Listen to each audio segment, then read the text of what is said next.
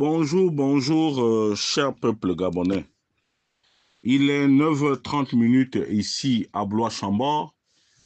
Je suis Wilfried Okumba Kamitatou Lénine Dandjogo. Ce matin du mercredi 4 septembre 2024, je dépose mes valises à Beijing chez le président de la transition, son Excellence, Monsieur Brice Clotaire Oligui Nguema. Monsieur le président de la transition, je vous prie de me recevoir sur votre table au moment où vous prenez le petit déjeuner. Je voudrais vous entretenir d'une situation qui risque de nous faire regretter les bons moments que nous avons passés avec vous.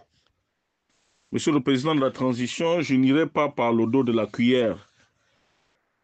Vous risquez gros.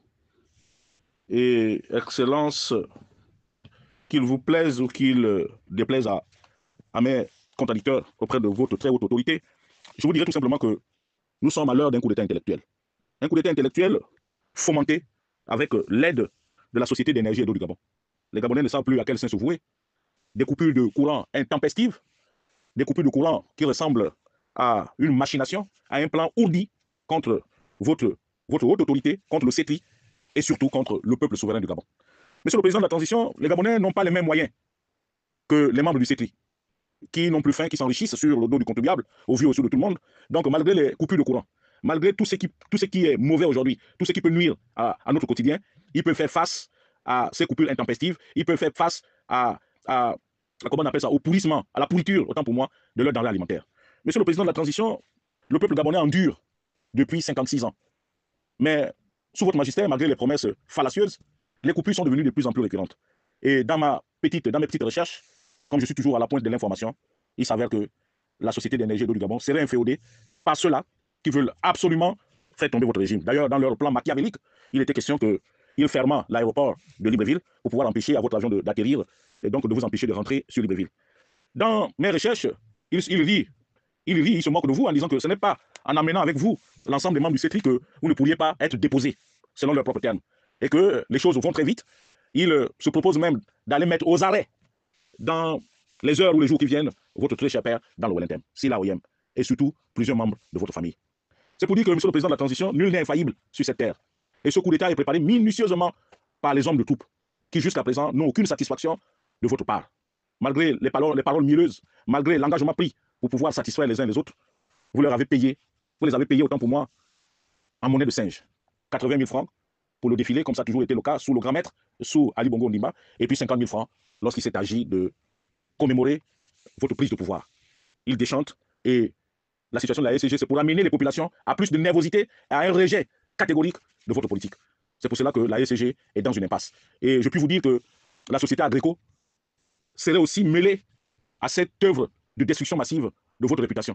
Parce que une entreprise a des obligations et qu'avant d'en arriver à ce niveau, même si l'État gabonais doit à cette entreprise 15 milliards, et pourtant, selon les propres termes de ceux qui sont autour de vous, vous avez épongé la dette que vous avez vis-à-vis d'Agrico, mais nous constatons pour le regretter que toutes nos denrées alimentaires, tous nos électroménagers, tout ce que nous avons comme bien qui fonctionne à l'aide du courant est complètement bousillé par ces coupures intempestives. Pour votre gouvernement, j'ai eu dire que dans les heures qui suivent aussi, ils vont certainement bousiller la desserte en eau sur Libreville. C'est pour cela que je vous prierai très respectueusement, monsieur le président de la transition, de bien vouloir regagner Libreville très rapidement parce qu'un homme averti en vaut deux. Sur un tout autre plan, monsieur le président de la transition, au moment où vous vous apprêtez à lancer la campagne pour le oui, en ce qui concerne le référendum, qui va consacrer votre prise de pouvoir et la confiscation de celui-ci, je voudrais brosser un tableau sur la province septentrionale, c'est-à-dire le Wellington. Monsieur le président, ne vous leurrez pas. La situation dans le Wellington est plus que compliquée pour vous, parce que votre famille paternelle est de plus en plus omniprésente dans les affaires de l'État, ce qui gêne tous vos soutiens dans le Wellington. Et s'ajoute aussi le comportement belliqueux des membres de votre famille qui en ont fait une affaire personnelle, votre pouvoir. C'est pour cela que, comme vous l'avez souvent appris, fait le grand maître, en politique, on additionne. En politique, on ne soustrait pas. Je sais qu'aujourd'hui, voir un ancien apparatchik du pouvoir déchu auprès de vous s'apparente a de la continuité. Mais je dirais, monsieur le président de la transition, qu'il n'y a que des imbéciles qui ne changent pas. Et ma petite enquête sur l'OIM, je constate que vous faites fi de voir les efforts d'un ancien ministre que je suis, et pour qui je n'ai jamais eu une considération avérée, que j'ai toujours combattu, mais qui s'est amendé et qui s'occupe des populations du Septentrion, qui s'occupe des populations d'OIM et qui travaille d'arrache-pied pour asseoir votre gouvernance. Faites du partage. Il s'agit de l'ancien ministre des Mines, M. Tiel Mesui.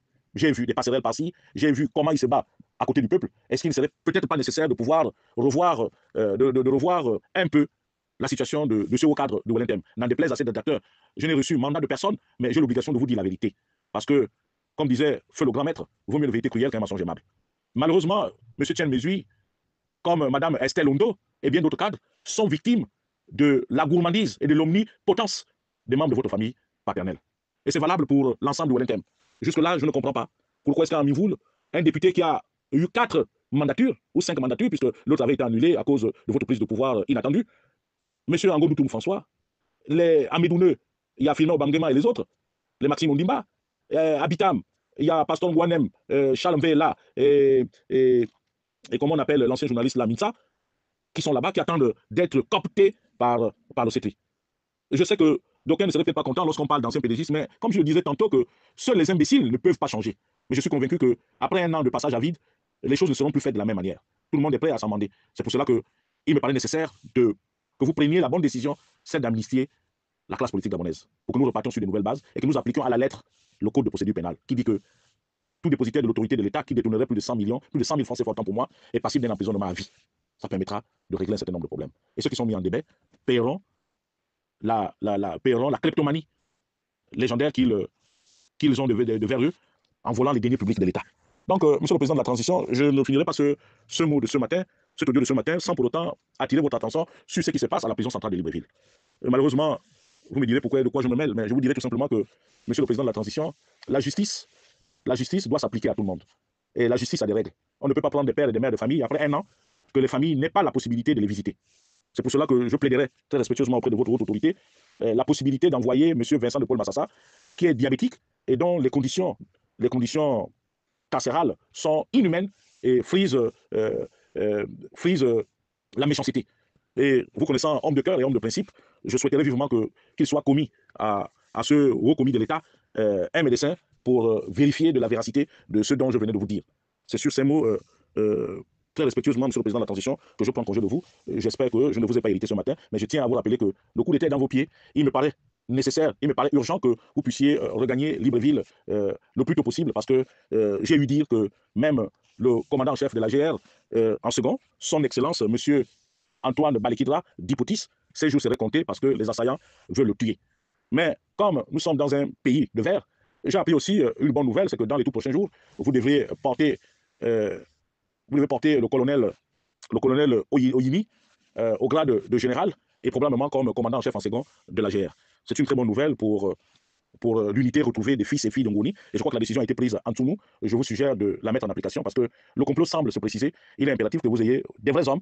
Et si mes conseils et mes dénonciations peuvent vous aider, je vous serai gré de me le faire savoir. C'était Wilfried Okumba Kamitatou Lénine Danjogo depuis Blois-Chambord.